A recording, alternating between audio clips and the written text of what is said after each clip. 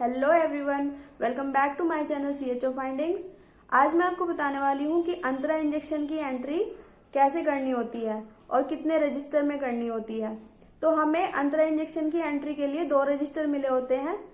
एक तो ये जिसमें हमें हर क्लाइंट की हर बार एंट्री करनी है जब भी वो second, third, fourth, fifth dose लगवाएगा हमारे से। मतलब इसका ये है कि आपको फर्स्ट डोज अंतरा की नहीं लगानी है क्लाइंट को, वो डॉक्टर के ऑब्जर्वेशन में लगेगी। आशा को बोलना है कि फर्स्ट डोज CSC पर लगवाए या PSC पर लगवाए, लेकिन अंडर डॉक्टर के ऑब्जर्वेशन में। आपको second, third, fourth, fifth dose जितनी भी आगे डोज लगती हैं वो आपको लगानी है और उसकी एंट्री करनी है। एक तो ये रजिस्टर है जिसमें आपको क्लाइंट हर बार आएगा आपके पास, तो आपको हर बार एंट्री उसमें करनी है। एक ये रजिस्टर है, इसमें आपको एक क्लाइंट अगर आपके पास आया, उसकी आपने सेकंड डोज लगाई, तो आपको सेकंड डोज तक का विवरण उसमें डालना है। उसके बाद अगली डोज की एंट्री आपको तब करनी है जब वो थर्ड डोज के लिए आएगा। मतलब आप एक क्लाइंट की एंट्री इस रजिस्टर में 4 बार कर सकते हैं, 4 डोज तक। तो आपको इस रजिस्टर में बार बार एंट्री करने की जरूरत नहीं है। जो पहले वाला रजिस्टर है उसमें आपको हर बार एंट्री करनी है हर क्लाइंट की। जैसे वो सेकंड डोज के लिए आएगा, थर्ड डोज के लिए आएगा, फोर्थ डोज के लिए आएगा, तो हर बार उस क्लाइंट को आपको नए सिरे से लिखना है। ठीक है, तो चलिए आपको मैं रजिस्टर को डिटेल्स में समझाती हूँ।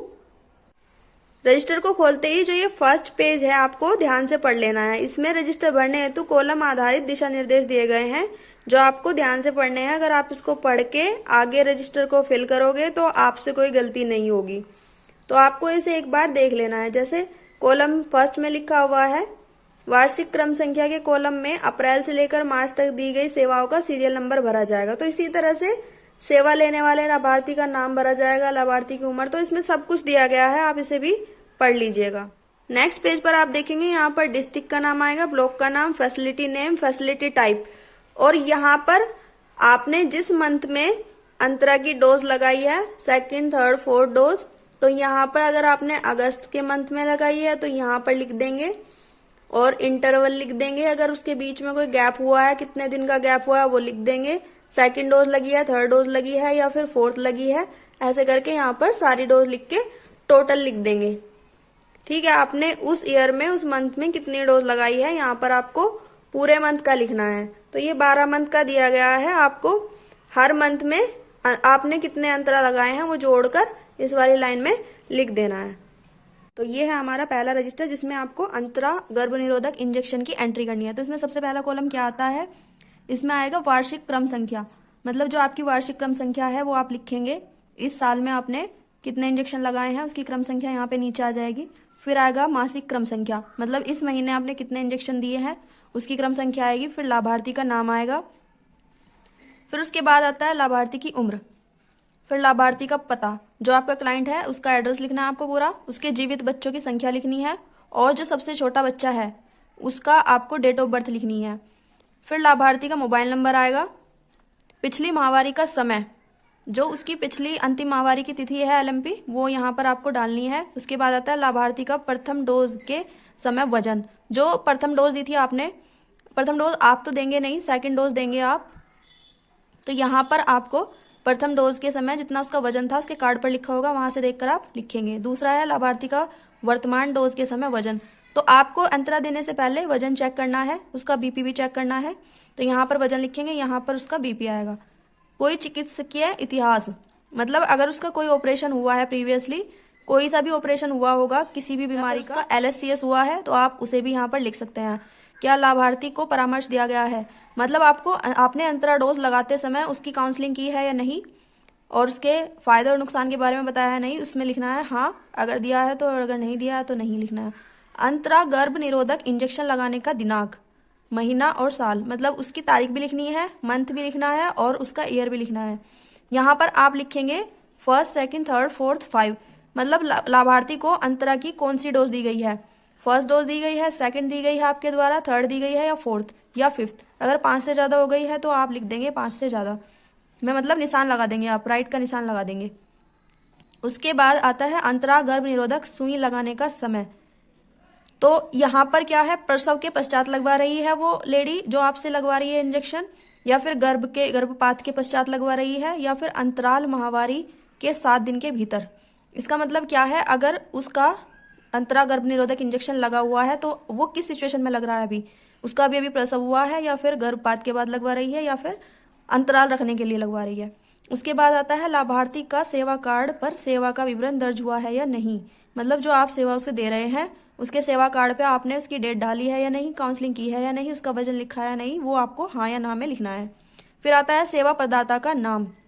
मतलब जो भी गर्भ निरोधक इंजेक्शन उसको लगा रहा है, चाहे वो एएनएम लगा रही है चाहे सीएचओ, तो आप उसका नाम लिखेंगे। आप खुद लगा रहे हैं तो आप उसका नाम लिख देंगे, अपना नाम लिख देंगे।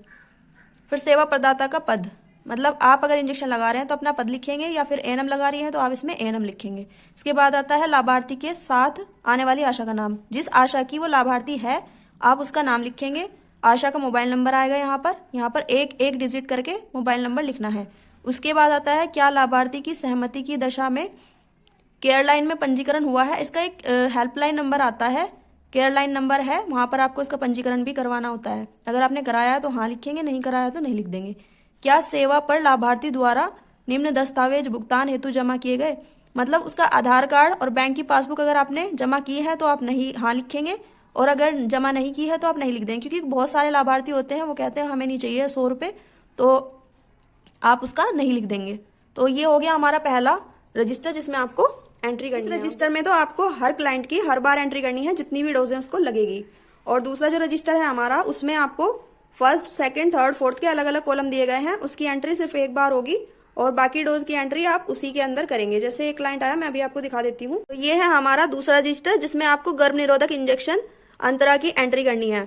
तो आपको एक चीज मैं और बता दूं कि आपको फर्स्ट डोज नहीं लगानी है। फर्स्ट डोज अंडर ऑब्जर्वेशन में लगेगी डॉक्टर के, और वो भी आशा लगवा कर आएंगी सीएससी या पीएससी पर।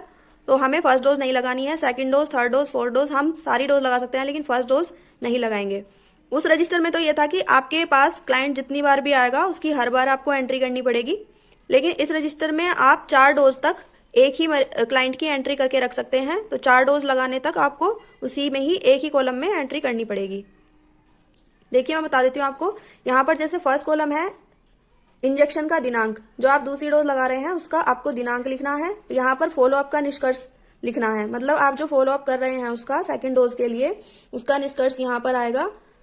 यहाँ पर लिखना है कि उसको इंजेक्शन लगने के बाद माहवारी का चक्र कैसे आ रहा है, अनियमित आ रहा है, मतलब अगर उसको ब्लीडिंग कंटिन्यू हो रही है वो लिख सकते हैं यहाँ पर आप, या फिर ज्यादा ब्लीडिंग हो रही है, या माहवारी का बंद होना, या उसकी मेंसेस रुक गई हैं, तो आपको यहाँ पर लिखना है फॉलोअप में। फिर आता है शारीरिक वजन। तो आप जब सेकंड डोज लगा रहे हैं तो उसका वजन कर लेना है आपको, और वही वजन आपको इसमें लिख लेना है। उसके बाद आता है कोई अन्य जानकारी, जांच, निष्कर्ष। अगर उसने कोई जांच कराई है तो आप उसका निष्कर्ष इसमें लिख देंगे, उसकी रीडिंग लिख देंगे। फिर आता है सेवा प्रदाता का नाम। जिसने इंजेक्शन लगाया है इसमें उसका नाम आएगा, चाहे आप सीएचओ लगाएं या फिर एएनएम लगाएं, उसका नाम आएगा। फिर उसका पद नाम आएगा। फिर आता है साथ लेकर आने वाली आशा का नाम। तो जो आशा उसको अपने साथ लेकर आ रही है उसका नाम जरूर आपको इसमें लिखना है। यहाँ पर मोबाइल नंबर की एंट्री नहीं होती है, मोबाइल नंबर की एंट्री दूसरे रजिस्टर में होगी। बाकी सारी चीजें आप उसी रजिस्टर में फिल कर लेंगे। फिर आता है यहाँ पर प्रतिपूर्ति राशि की संस्तुति, मतलब जो क्लाइंट को पैसे मिलते हैं इंजेक्शन लगवाने के बाद वो लिखने हैं आपको, और जो आशा को पैसे मिलते हैं वो लिखने हैं। तो क्लाइंट को तो हर इंजेक्शन पर 100 रुपये मिलते हैं। तो आपको यहाँ तक फर्स्ट, मतलब जो आपको सेकंड डोज लगानी है यहाँ तक आपको उसकी एंट्री करनी है सेकंड डोज की। उसके बाद इंजेक्शन का दिनांक, ये जो इंजेक्शन का दिनांक यहाँ से स्टार्ट हो जाता है, यहाँ पर आपको थर्ड डोज की एंट्री करनी है। आपको यहाँ पर गलती नहीं करनी है। यहाँ से आपका इंजेक्शन थर्ड का विवरण शुरू हो गया है, यहाँ से लेकर और यहाँ तक ये इंजेक्शन थर्ड का है, और यहाँ से लेकर यहाँ तक ये इंजेक्शन फोर्थ का है। तो यहाँ पर आपको सिर्फ फर्स्ट डोज, सेकंड डोज की एंट्री करनी है, और यहाँ पर थर्ड डोज की एंट्री करनी है, और यहाँ पर फोर्थ डोज की एंट्री करनी है। तो यहाँ पर सेकंड, थर्ड, फोर्थ, मतलब 4 डोज तक आप एक ही क्लाइंट की एंट्री एक बार में कर सकते हैं। फिर यहाँ पर आपने सेकंड डोज जिस दिन लगाई है आशा का, वहां पर सिग्नेचर ले लेना है, और थर्ड डोज पर भी सिग्नेचर ले लेना है। तो इस तरह से इस रजिस्टर में आपको एंट्री करनी पड़ेगी। अगर आपको जानकारी अच्छी लगी हो तो प्लीज वीडियो को लाइक करें, चैनल को सब्सक्राइब करें, और बेल आइकन को जरूर प्रेस कर दें ताकि आपको न्यू वीडियो के नोटिफिकेशन सबसे पहले मिल सके। Thank you.